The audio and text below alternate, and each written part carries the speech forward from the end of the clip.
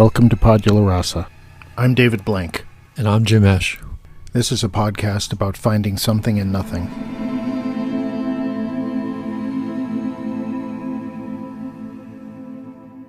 Welcome to Podula Rasa.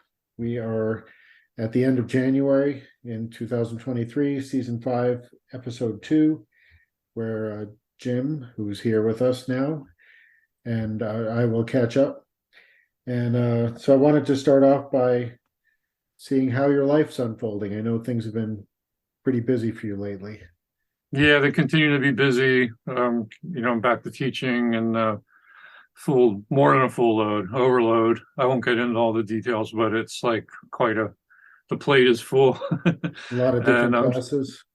Yeah, well, one new one, and then just like it's an overload at Widener, and then all my other stuff that I'm doing. So it's just a lot to do every day, but I'm managing it. But I really just sort of go day to day, and I don't look much farther ahead than that. And it's like whack-a-mole. The last time that I taught on ground, I had 4 different classes one semester, and there was such a lot of prep, and it was, and then all the additional grading, and it's much easier to do 2 to 3 times as many classes online as it is on ground, for sure. Yeah, for sure. Well, so how's it going with you? It's good. It's been crazy. Everything pretty much started up as usual, which is good. So it's not crazy bad. It's just a lot of stuff to do. But I'm keeping up with it. I was feeling very stressed out at the beginning of the year, thinking that I wasn't going to be able to, I hadn't had a long enough break, and I wasn't going to be able to handle it. And somehow I seem to have found a way to mentally cope with all the work that I have. And I started meditating again. Oh, yay. Hooray. Not every day, but I've started. Is that going well? Yeah. I need to do it today. But, are you doing Insight Timer again? Yep. That's one thing that keeps me going is the daily meditation routine. That's the first thing I do when I get up, and then I've usually been doing it like 20 minutes. The last couple of days I've done it more like 25, but that's been good for me. So are you purposely setting the timer to go longer, or are you just sort of freestyling it and seeing how long you go? It's usually just how I feel that day, which is 20 minutes is the typical now, especially during the weekdays when I have to like get an early start and be off to work. So it's even hard to squeeze 20 minutes in some days, but I have to do it. I want to do it. And then I started this new practice. Did I tell you about the morning pages? No. We didn't talk about that at the last podcast. So I was just like, finding out about these things on like watching videos and whatnot. And there's this person who wrote a book about creativity, and I forget her name, and I haven't read the book, but people like have borrowed this practice that she recommends, and it's called morning pages. So you have a journal, and you write 3 pages first thing in the morning in longhand, and it's just stream of consciousness. Like it's just like a brain dump, and that's it. You just try to write for 3 pages, and then she actually recommends you don't read over what you wrote.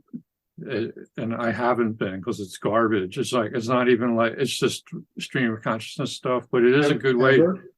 Huh? You never read it over? I haven't. No, I don't think I would want to, because it's just sort of like either embarrassing or, disturbing or boring, but it's like kind of just a way to get started. Like you're getting the wheels rolling, and I really like that. I mean, it was hard at first, and I think my hand was cramping up. And it takes me about a half hour to write 3 pages. It's a big journal. The page size is big, so it's like a lot of lines to fill. But now that's become like the thing I do after I meditate. So I meditate for about 20 minutes, and then I write. And most days, that's the only writing I do. But at least it's something. It gets you ready for your day. In a way, it does. Yeah. So people really tout it, and I want to explore other people's experiences with it more. But I feel like it, in the long run, if I keep doing it, it could get me jump started.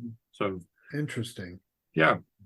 I used to do something like that, and I've talked about the end result of that in this podcast before. But I just realized as you were describing that between about 1988 and 1998 or 2000, I used to write poetry periodically in a set of journals that I had that I completed. And then when I completed the second one, I just stopped writing and I never read them. And Mm. then they were destroyed in the flood that we had a couple of years ago. And it really kind of devastated me because I always kind of planned that maybe I would go back and look at it and Yeah. see if there were any Yeah. gems. But it was so waterlogged that I just tossed it. And I wonder if I was doing the same thing. It's like that. I mean, it Yeah. wasn't a regular practice for me, other than on 3:30. On Yeah. March 30th, I would do it, but I would write throughout the year periodically. It's a different approach to writing. It's like you're writing for the activity of it, not to like produce some product that you're gonna like use in some way. Right. And I think it's kind of cool for that. And this is a bit of a tangent, but like it always when these kind of things come up where you write something and you lose it, or you write something and you do not read over it, or you don't go back to it. It reminds me of these Tibetan monks. We had a neighbor. He's since passed away. He used to teach communications at Westchester. He just lived a couple blocks away from us. Tom Reed. He was a great guy, and he was really into video. And he had all these connections. So somehow he got connected to the Dalai Lama. Like people who work with the Dalai Lama. So the Dalai Lama was in Indiana at some Buddhist center, and they had some Kalachakra ceremony that he was there for. And Tom went out to like videotape it and cover it. And I think they made a video out of it, like a documentary or something. So anyway, part of this, and then Stacy actually helped to edit some of it. Like he gave us a computer to borrow and everything. So then one of the scenes from this is like they create these mandalas Mhm. out of like colored Sand. sand or Yeah. something. Yeah. They're like the most gorgeous things, and like a whole bunch of monks come in there, and like it's all fine detail work. The beautiful patterns. You've seen them, And they destroy it at the and end. when they're done, Yeah. they do a little ceremony, and then they just dump it. Right. That's Yeah. it. Just Yeah. goes off to the winds. I've heard of that before, and I also saw it in House of Cards, the TV show. That was featured over a couple of one of the seasons, and pretty effectively. But that's before that show went to the dogs, so to But speak. but yeah, this guy Tom, he shot that, so you Yeah. actually see them, making it and then dumping it at the end. Like it was Wow. really fascinating, really fascinating. So it's very similar. That's interesting. Yes. Well, something from nothing and back to nothing Back again. to nothing, yeah, all the way. So not a tangent at all, my friend. Very appropriate. That's cool. That's really cool. It must be amazing to do that, to actually participate in that activity. What is it called? Is it I don't know. Well, the ceremony was called a Kala Chakra. It's some kind of initiation ceremony, or I'm not okay? sure what. Yeah, it was definitely a cool experience. I think it was a great experience for him. And then he gave us a snapshot. I mean, I think it's on our refrigerator of him. Like this was a real honor for him to have access to the Dalai Lama. And like the Dalai Lama gave him like some kind of a white shawl or towel thing. And then he got like this photo op with the Dalai Lama, like shaking the Dalai Lama's hand, like, That's and awesome. it's on our refrigerator, so it's Wow. Can you imagine meeting it's a somebody? small world. Yeah. I mean, I met Sia Recoup one time, but I'm sure it was nothing like that.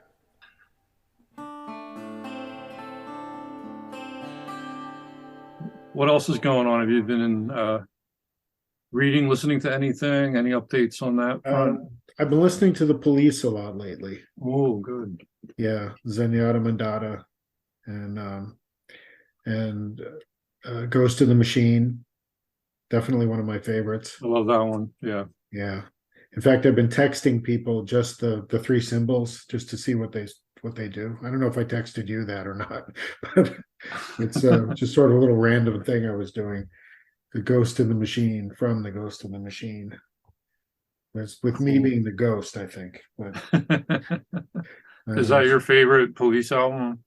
right You now? have- Yeah, Yeah. yeah. And my daughter and I love listening to it. You know, she really gets into it too. Yeah, that would be up there for me. I really like their second album a lot, Regata de Blanc.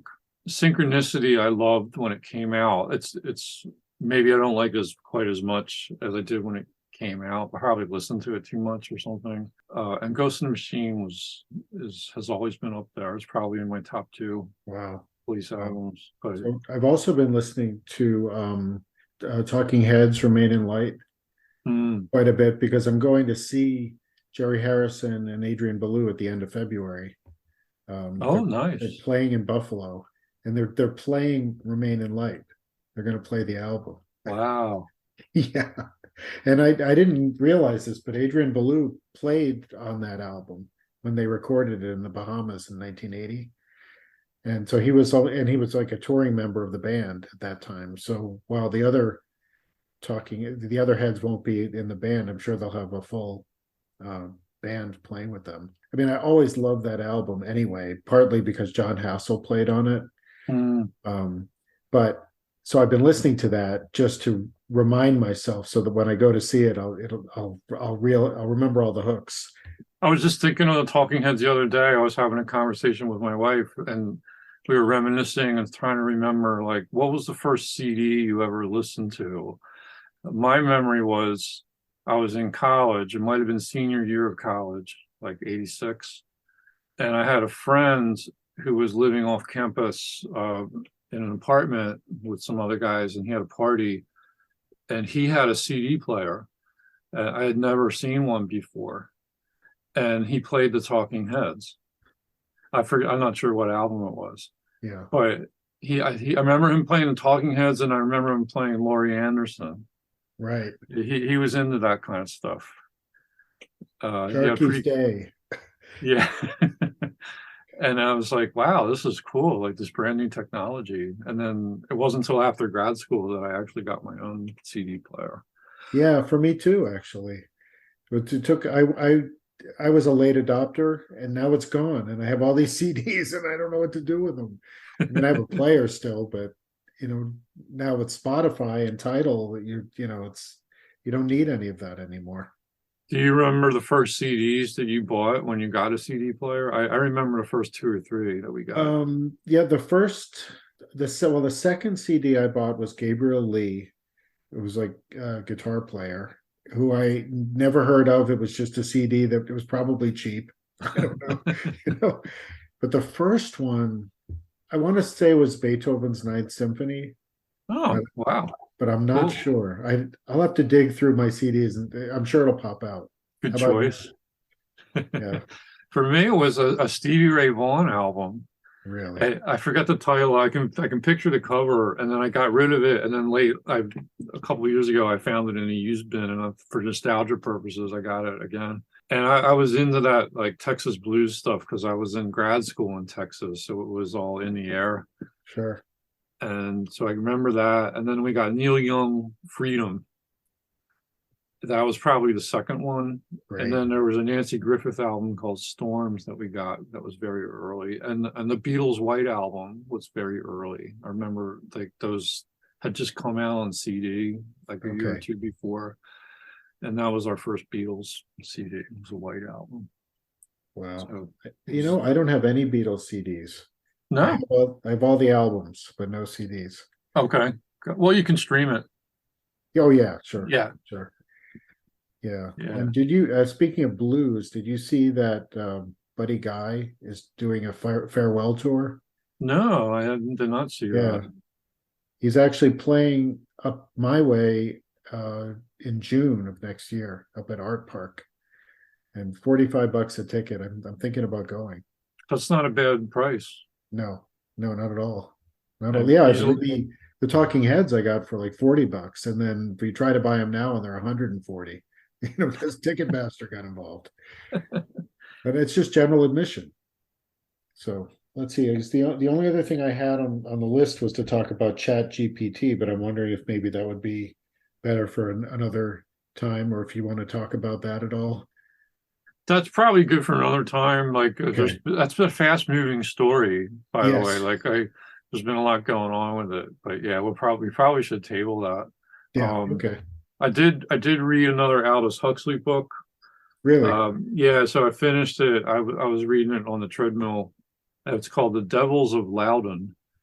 And this was a book, it's mainly history, but it's a little bit of narrative, and it's about like these like witch trials in France in the 1600s, mid 1600s.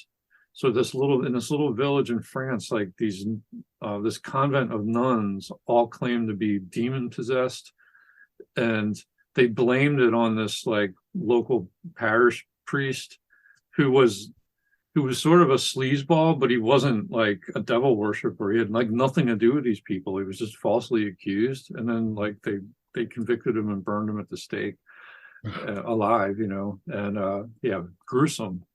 But he goes into all the history of that, and it's like, and he goes off on tangents. He starts bringing in like a lot of stuff he was talking about in the perennial philosophy, because I think he wrote this book around the same time that stuff was on his mind. But that was a really fascinating book, The Devils of Loudon. Like I learned a lot about religion and like sort of the dark side of religion. How it can Maybe the dark side of people. that too, dark side of human nature. And there were like public exorcisms, and it almost became like this spectacle, like the nuns would go out there and like perform, and then they'd go through the motions of exorcising them, and people going crazy. And Yeah, that's part of the problem that we have today is that people believe it. You put it out on Twitter and it becomes a thing and it's real. And even though it can be disproven, it's still real. It doesn't ever go away. That's a real problem we have today, I think. And there's so many examples. Oh yeah. Yeah. Superstition, believe anything you hear. Yeah. I mean, anything you want. Anything you want, right. Just make it real. People feel like they're entitled to, like that their opinion is, everyone's entitled to their opinion, but that doesn't mean you're right. People just feel like, well, it's my opinion, so you can't tell me I'm wrong. Right. But, well, like a scientist would probably say, yes, I can tell you. Yeah. Like the earth is not flat. Like you can believe it, but you're wrong. But there are still people who will believe it. Oh yeah, flat earthers, that's the thing. There's lots of stuff like that out there. But yeah, it seems to be like at the heart of a lot of the division in the world, really. I'm simplifying, of course, but it's a fundamental item that seems to pop up everywhere. Yeah. It's this idea that if you think it, it's correct. And if somebody else thinks differently, that they're evil. Yes. Right. Right. Right. I don't know. That's not how I was raised. And, right. Yeah. And sometimes I have even fallen into. In fact, I quit Twitter because of it, because I started feeling like that. I thought, I'm like, this is crazy. Like I can't think like this. This is not me. Yeah, I quit Twitter too. When Elon Musk took over, I wasn't using it even before that, but I just actually deleted my account because I just started. It wasn't like a political thing as much as I was really scared about the security. Like it just seemed like he's firing all these people. Like is anyone like at the switch at Twitter? Like there's going to be cracks forming. Yeah. And I just got sort of scared and just said, I don't want. And then like a few weeks later, I got this notification like, oh yeah, Twitter was breached, like even before he bought the company. Like, right. So, your name's out on the dark web and your email address. So you'll get a lot of spam and phishing attacks and everything. So. I think that's just part of life now. It is, yeah, it's I get so unfortunate. much spam. I even still get like the Nigerian prince emails. Oh, do you? Yeah, like they're all filtered out, but occasionally I'll go into my spam filter and just like look at them. I don't, I don't open most of them, but just for giggles. And it's just like people must actually think it still works. Well, if you get, even if it's like 1 in 10,000, like Yeah, that's, it's a it numbers could be game. that Yeah. low rate, but Dear David Blank, and it comes from somebody that I know, but it's obviously not from them. right, right. Yeah, if you ever get a message like that from me, it's delete it. Right, I never, my rule is I never click on a link in an right. email or a text anymore. I have to double, triple check things. That's just, Yeah. Well, you could really damage you could damage your computer. You could yeah, damage your life. If somebody gets a hold of your financial information. yeah, definitely a risk. So, well, it's good to catch up with you, and thank you for letting me host this episode of Podge La Raza. I mean, it's about time, I guess. And I figure I've got a couple of days until February to put it together. Yeah, I'm glad you offered to host. That's great. Appreciate it. Well, I'd like to do every other one just it would be more fair. And So we're gonna do at least one a month, but now we did two in January, so we're ahead of the game, right? That's yeah, great. so all right.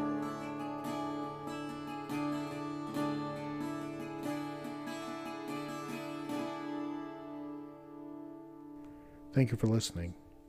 This episode of Podge La Raza was produced by Dave and Jim in January of 2023 for release in February 2023.